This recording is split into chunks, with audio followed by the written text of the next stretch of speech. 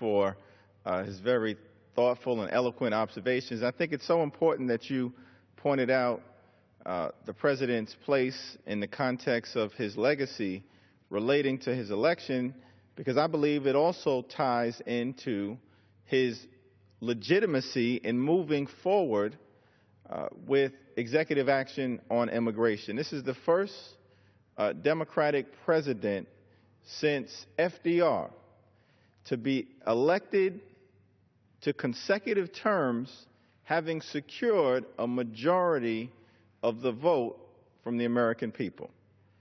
And so he has all of the legitimacy, all of the electoral mandate to act in a bold fashion.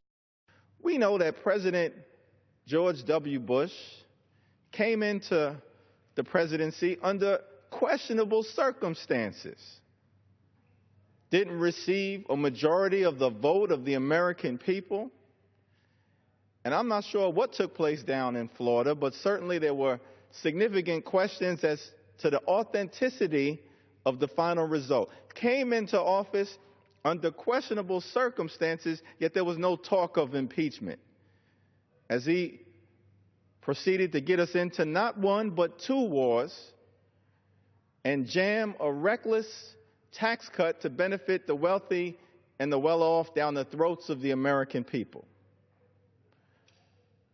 And if you just take Iraq, for example, and his administration lied their way into a conflict that has cost the American people thousands of lives, billions of dollars, international legitimacy has been jeopardized, and no one from this side of the aisle talked about bringing forth articles of impeachment in any meaningful way against George W. Bush.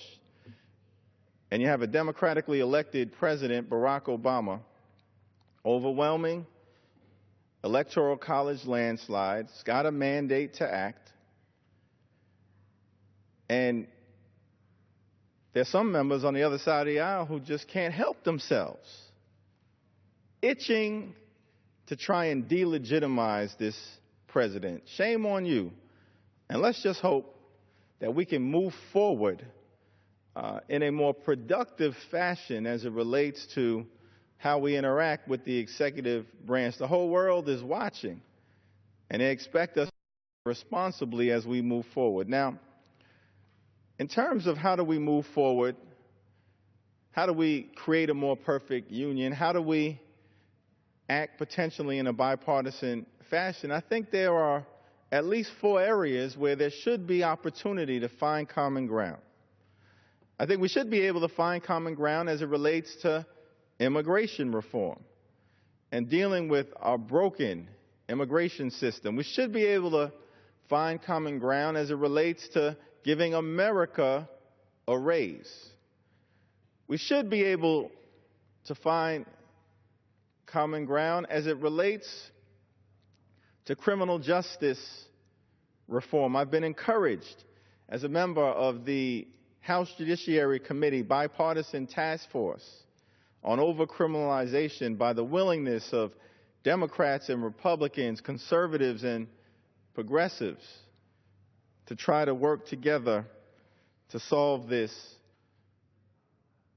issue of a broken criminal justice system that we've got in America. There are areas where we should be able to find